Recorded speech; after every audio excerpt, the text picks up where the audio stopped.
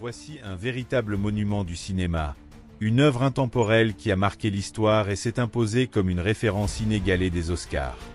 Entre grandeur épique et émotion poignante, ce film offre une expérience visuelle grandiose, d'autant plus que toutes les scènes ont été tournées en décor naturel, avec un réalisme saisissant.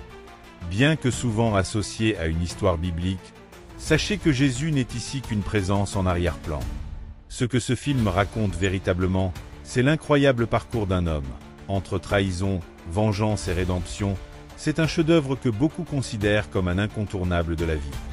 Même après plus d'un demi-siècle, son message reste profondément actuel. Nous sommes en l'an 1, sous l'Empire romain en Judée.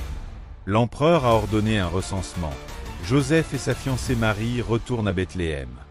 Marie, déjà enceinte, et Joseph sont témoins de l'apparition d'une immense étoile brillante dans le ciel, annonçant la naissance du Christ. Des bergers et des sages venus de l'Orient sont attirés par cette lumière céleste. Quelques décennies plus tard, en l'an 26, Messala, un ambitieux officier romain, revient en Judée comme gouverneur. Là, il retrouve Ben-Hur, son ami d'enfance. Leurs retrouvailles sont chaleureuses, presque fraternelles. Mais Messala, corrompu par le pouvoir, demande à Ben-Hur de trahir son peuple pour servir Rome.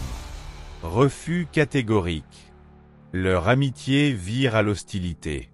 Lors d'un défilé en l'honneur du nouveau gouverneur, un accident survient. Une pierre tombe de la maison de Ben-Hur, blessant le gouverneur. Messala en profite pour accuser Ben-Hur et sa famille. Malgré leur innocence, ils sont emprisonnés. Ben-Hur, condamné aux galères, endure un chemin de croix à travers le désert. Exténué, il s'effondre sous le soleil brûlant. Mais là, un inconnu lui offre de l'eau. Ce regard bienveillant, cette main secourable, lui redonne force et espoir. À bord des navires romains, Ben-Hur survit 3 ans comme rameur esclave. Lors d'une bataille navale, il sauve son commandant, Quintu, et gagne sa liberté. En signe de gratitude, Quintu l'adopte comme son fils, l'introduisant dans la société romaine. Mais Ben-Hur ne peut oublier sa famille ni son désir de vengeance contre Messala. De retour en Judée, il rencontre un cheikh arabe qui l'invitait à participer à une course de chars contre Messala. Après des hésitations, Ben-Hur accepte, non par ambition, mais pour affronter son ancien ami devenu ennemi. La course est spectaculaire, avec des scènes à couper le souffle. Messala tente de tricher en sabotant les chars adverses, mais c'est Ben-Hur qui triomphe, sous les acclamations de la foule. Messala, grièvement blessé, révèle avant de mourir que la mère et la sœur de Ben-Hur sont atteintes de la lèpre.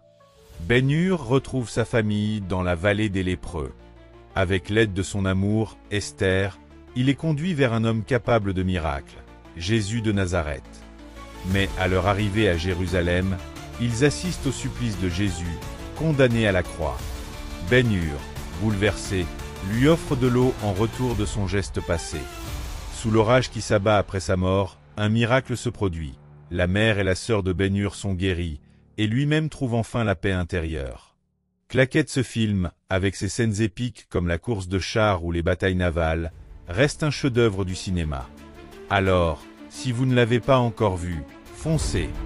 Et si cette histoire vous a touché, n'hésitez pas à laisser un petit like ou un commentaire.